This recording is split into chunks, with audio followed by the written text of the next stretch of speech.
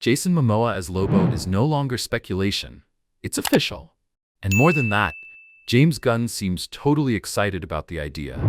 But here's the question on everyone's mind. Is a single appearance in the Supergirl movie enough to do justice to such an iconic character? The fan community is divided, with many already demanding a solo Lobo movie as soon as possible. And let's be honest, what's stopping that from happening? Nothing. All it takes is James Gunn's green light, and we'd have one of the best anti-hero films DC has ever produced. But will it happen? Stick with me, because today we're diving deep into this topic. I'll explain how a solo Lobo movie could come to life, which stories could be adapted, and of course, how all this might impact the future of the new DCU.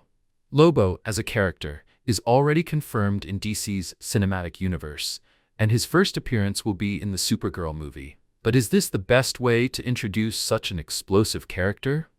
Before taking sides, let's analyze the criticisms and understand the points of those who didn't like this idea. After all, it's important to hear the other side, right? One of the biggest concerns fans have is that Lobo might overshadow Supergirl within her own movie. Let's think about that. In the comics, Lobo is extremely popular, especially among hardcore fans. He's the kind of character who steals the spotlight wherever he goes. If he's used only as a villain for Supergirl to defeat, that could be seen as underutilizing the character and could even spark negative backlash on social media. On the other hand, if he's an ally to the heroine against a common enemy, some might interpret that as a way of minimizing Supergirl's importance in her own film. Balancing this is a challenge. But knowing James Gunn and his experience in working with complex characters and unusual dynamics, I believe he has a solid plan. If you're still in doubt, let me give you an example. Remember Captain America: Civil War? Spider-Man was introduced in that film, even though he's far more popular than Captain America in pop culture. And what happened?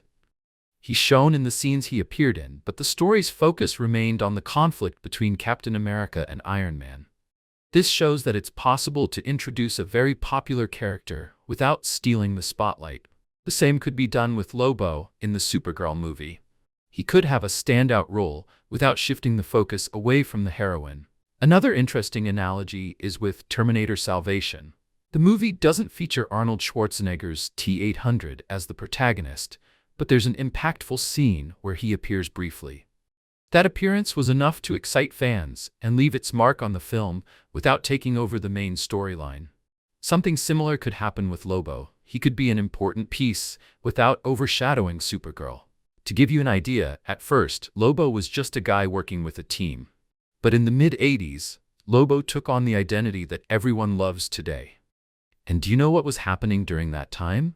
Movies that dominated the box office were testosterone-filled blockbusters. Rambo, Predator, RoboCop, Terminator. Films featuring gritty, muscular characters ready to solve everything with brute force. Lobo emerged in the same vein, reflecting the culture of the 80s with his over-the-top brutality and sarcastic humor, which immediately won fans over. The comics of that era also followed suit, creating more muscular characters, armed to the teeth and full of attitude.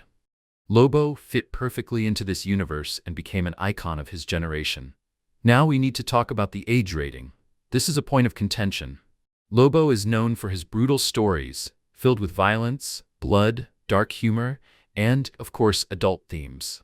All of this is part of the character's essence. Placing him in a family-friendly movie, as is likely the case with Supergirl, could dilute that essence significantly. That's why many fans are worried. Let's take the example of Deadpool.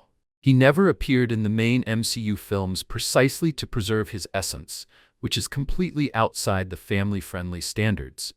And it's easy to see why. The same goes for Lobo. Placing him in a less violent context could frustrate fans who want to see the character in all his chaotic glory.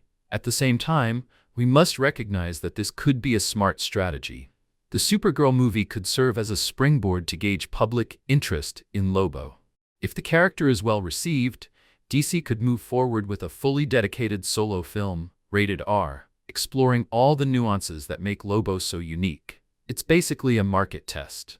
Another important point is the current state of superhero cinema. It's no secret that we're experiencing a sort of fatigue in this genre.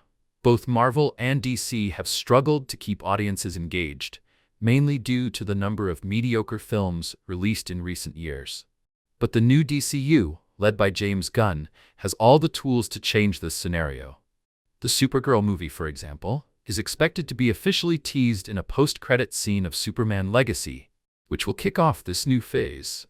This means the Supergirl film will have the responsibility of presenting something truly innovative, captivating both new viewers and longtime fans.